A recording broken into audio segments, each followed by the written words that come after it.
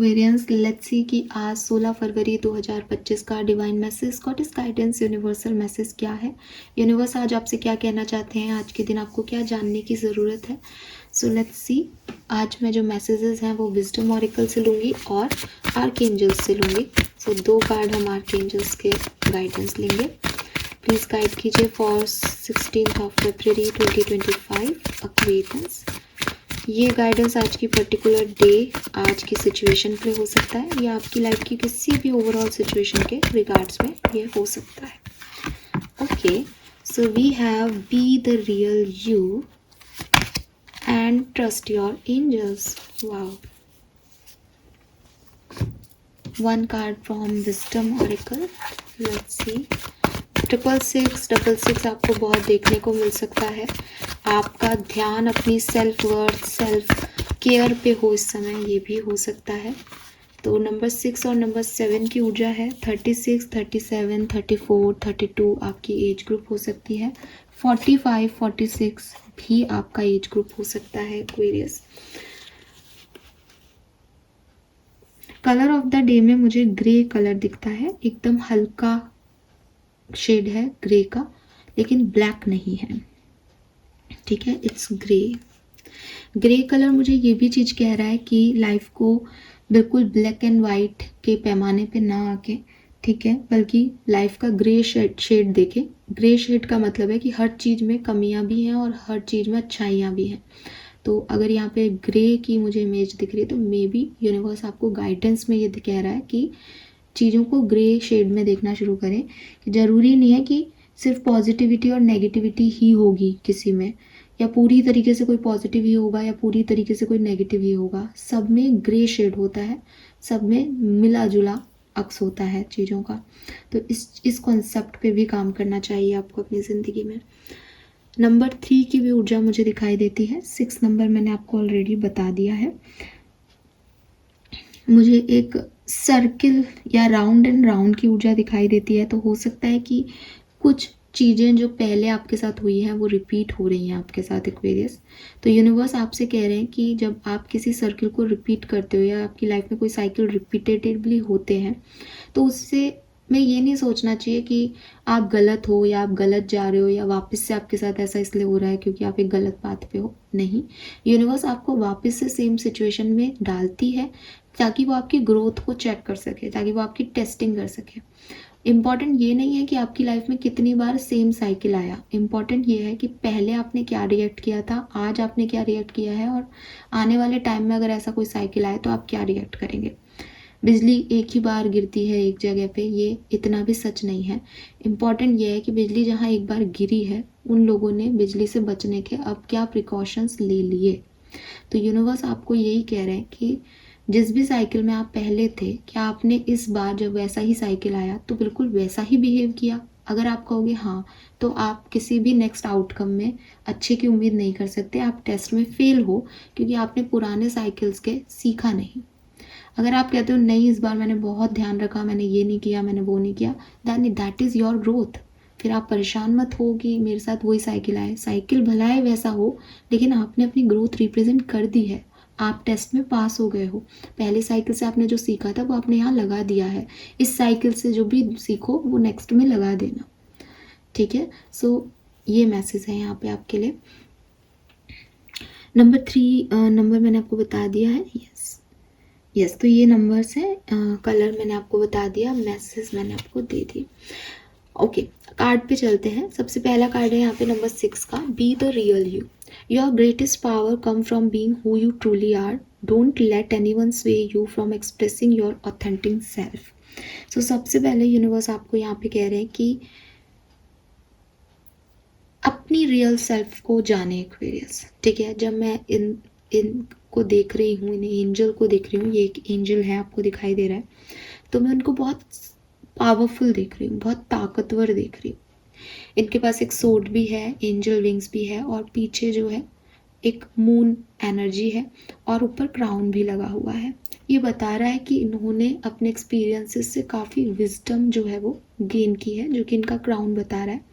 Angelic इनकी personality है, यानी इन्होंने खुद को भी हील किया है और ये इतनी सामर्थ्य रखती हैं कि ये दूसरों को भी हील करें। ठीक है। वाइट कपड़े हैं इनके, जो कि अगेन इनके एंजेलिक होने का या इनके रियल होने का, ठीक है, प्योर होने का वो रिप्रेजेंट कर रहा है।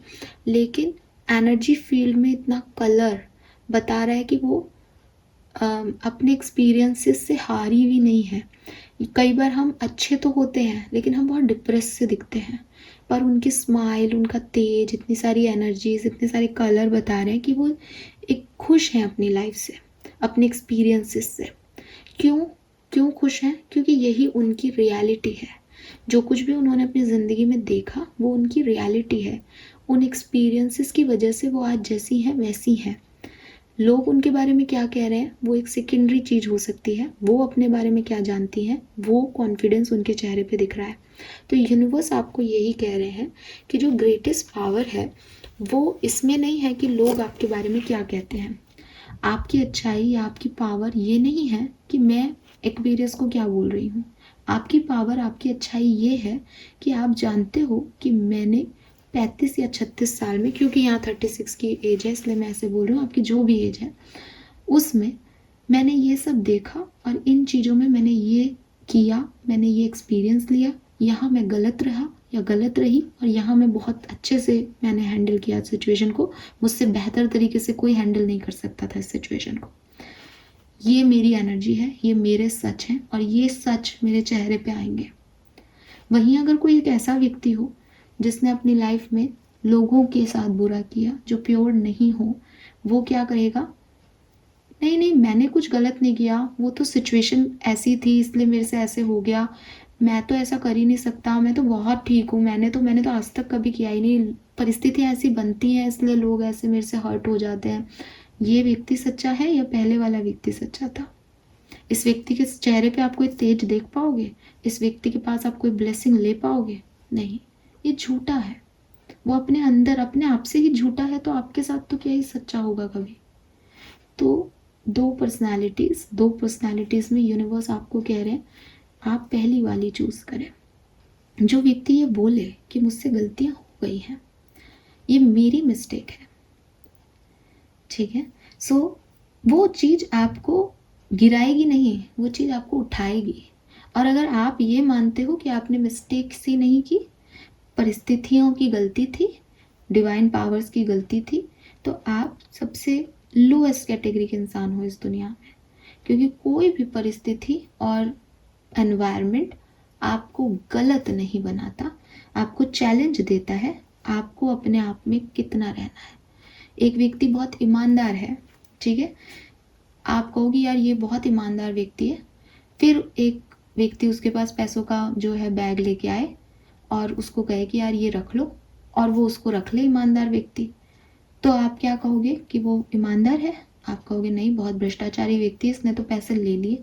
दूसरा व्यक्ति जो है ईमानदार है। दूसरा व्यक्ति ईमानदार क्यों है? क्योंकि उसको वो पैसा ऑफर नहीं हुआ। ईमानदारी इसमें नहीं है कि आपको कभी कोई भ्रष्टाचारी लोग मिले ही नहीं तो आपने अपनी ईमानदारी से नौकरी की। ईमानदारी इसमें है कि आपको 4 भ्रष्टाचारी लोग मिले लेकिन आपने ईमानदारी से ही नौकरी की। तो सिचुएशन के हिसाब से अगर आप अपनी ईमानदारी या अपना कैरेक्टर छोड़ रहे हो, आप गलत ही हो, ठीक है। तो ये जो चीज़ है ये आपके अंदर आनी चाहिए, ये ऑथेंटिसिटी आनी चाहिए, ये रियलिटी आनी चाहिए। That is the power of you. ये आपकी पावर है, आप इसको कम नहीं आके कि ठीक है मैं अपने बारे में जान भी लूँगा तो क्या हो जाएगा।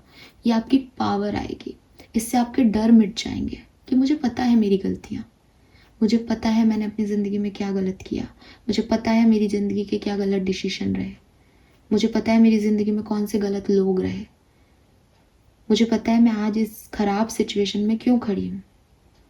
मैं इसे एक्सेप्टेंस देती हूँ, मैं इससे भाग नहीं रही, मैं इसका डेरा किसी और पे नहीं डाल रही। That is my life. ये मैंने डिसीजन मेकिंग करके इसको ऐसा बनाया है, ये मैं हूँ,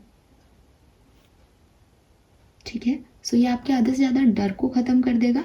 एंड ट्रस्ट मी, जब आप एक प्योर ऑरा में होते हैं, ज़िंदगी से आपको कुछ मिले ना मिले लेकिन आप सही लोगों को अट्रैक्ट कर पाते हैं।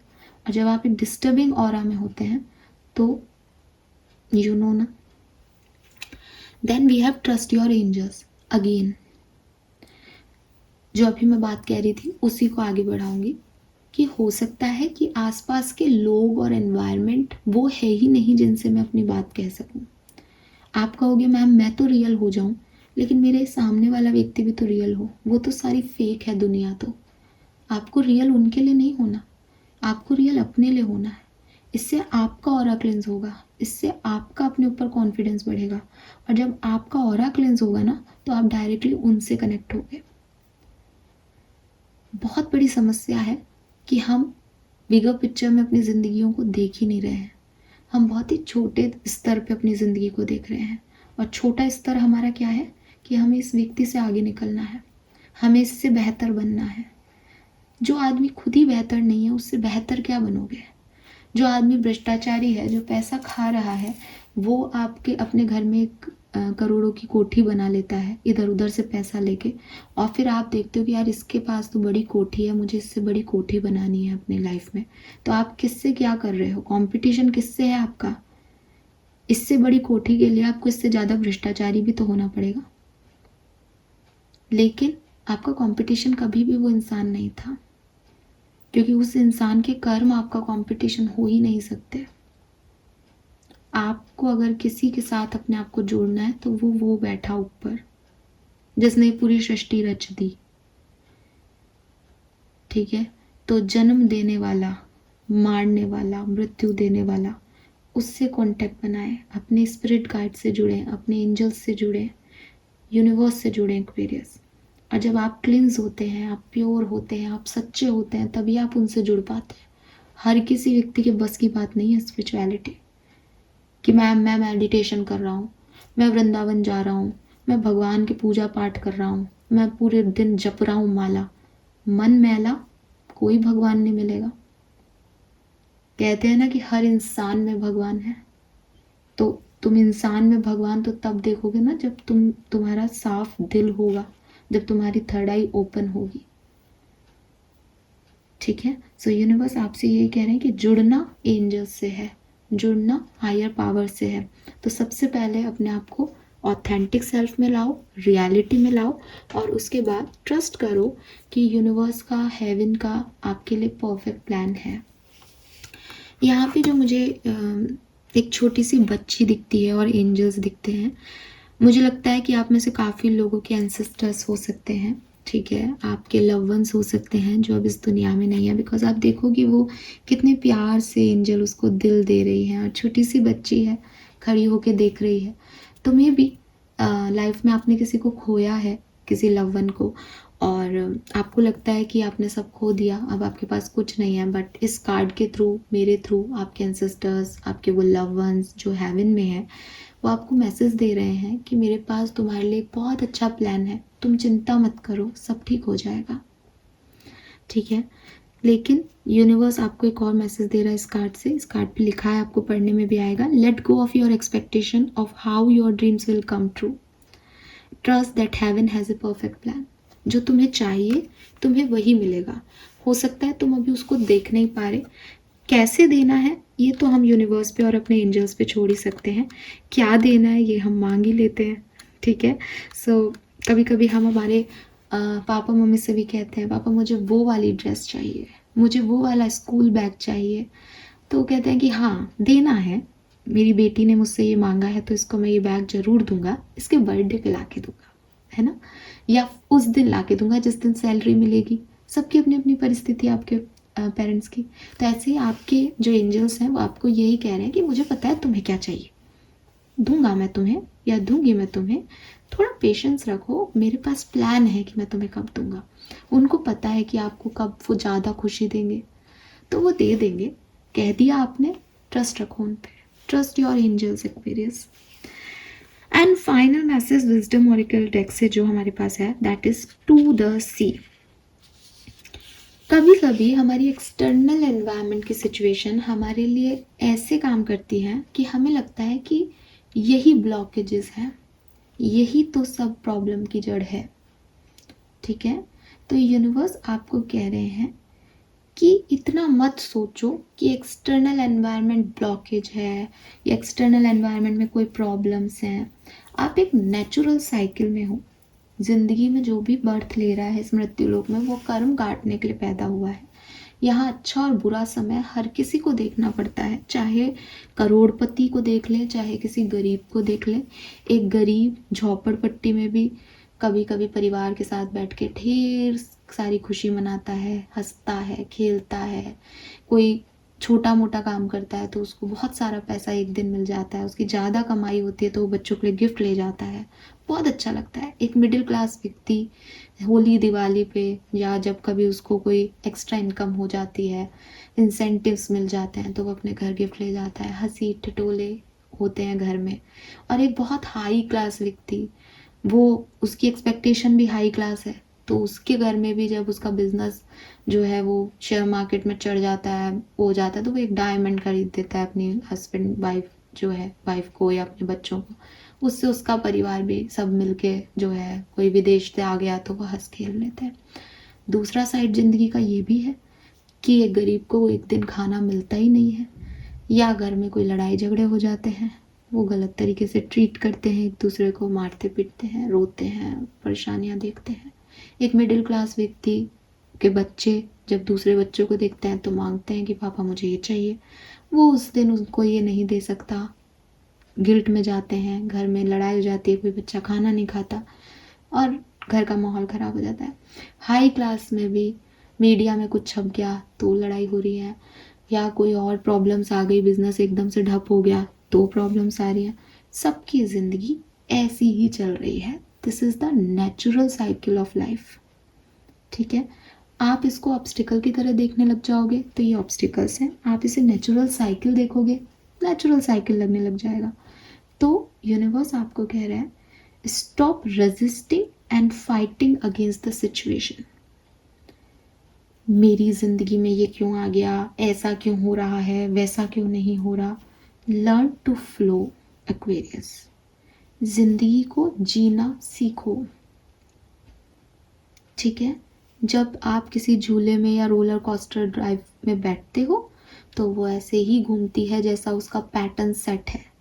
ज़िंदगी का ये पैटर्न सेट है, आप इसमें बैठा दिए गए हो। आप कहोगे हम तो नहीं आना चाहते थे, कोई बात नहीं, कर्म ऐसे किए थे कि आ गए हो, तो घूमना ही पड़ेगा। जैसे जाएगी राइड वैसे ही जाना पड़ेगा। कूदोगे तो भी चोट आपको लगेगी, चीखोगे चिल्लाओगे तो भी आपको लगेगी, और फन लोगे, मज़े लोगे, वाह आनंद आ रहा है यार, क्या मज़ेदार राइड है, तो खुशी भी आपकी। रिलैक्स करो, ट्रस्ट करो, समय है, कट जाएगा। ठीक है, फिशरमैन जो है वो जब समुद्र में तूफान आ रहा होता है तो समुद्र की तरफ नहीं जाता, अपने घर में बैठता है और जो कुछ भी उसको नेट वेट की तैयारी करनी है अगले दिन की वो करता है। इसमें बेवकूफ़ी नहीं है, दैट इज़ समझदारी। ठीक है, तो अगर आपको लग रहा है कि मेरी लाइफ में अभी बहुत ब्लॉकेजेस आ रहे हैं, मेरे काम नहीं बन रहे हैं, चुप बैठ जाओ। जो यूनिवर्स करवा रहा है उस फ्लो में काम करते जाओ। इसे बेवकूफ़ी या थक के हारना या कर्म ना करना नहीं कहते, इसे समझदारी कहते हैं कि ये टाइम मेरा नहीं है, शायद इस टाइम में ये काम नहीं होना, रेस्ट ले लेता हूँ, रेस्ट लेने से एनर्जेटिक हो जाऊँगा या हो जाऊँगी और फिर देखना क्या कमाल करता हूँ। यही समझदारी है इस समय की। तो अगर आपको भी ऐसा लग रहा है देन फ्लो की वैल्यू करना सीखें। ठीक है, लेट्स सी एक्वेरियस आपका कर्मा मैसेज क्या है 16 फरवरी 2025। Oh wow, my goodness, thank you so much. Flow with the rhythm again. So कहीं ना कहीं मैसेजेस आपको बहुत क्लियर गाइडेंस दे रहे हैं और आपको समझना चाहिए आपके कर्मों के ही फल हैं। आपका कर्म भी इसी से इम्प्रूव होगा कि आप रेजिस्ट ना करें, अगेंस्ट ना जाएं यूनिवर्स के, हेवेंस के प्लान पे, यूनिवर्स के प्लान पे, एंजल्स की प्लानिंग पे ट्रस्ट करें और जैसा वो कह रहे हैं वैसे करते जाएं। ठीक है, चीज़ें आपकी ज़रूर पूरी होंगी, सपने आपके ज़रूर पूरे होंगे, लेकिन अभी जैसा डांस यूनिवर्स करवा रहे हैं वैसे नाच लो। डांस कर रहे हो ना, एंजॉय करो अपने डांस को। फाइन। सो यही मैसेज मुझे आपके लिए मिल रहे हैं एक्वेरियस। होप ये आपसे रेजोनेट होंगे। चैनल को लाइक और सब्सक्राइब कीजिएगा। Bye bye.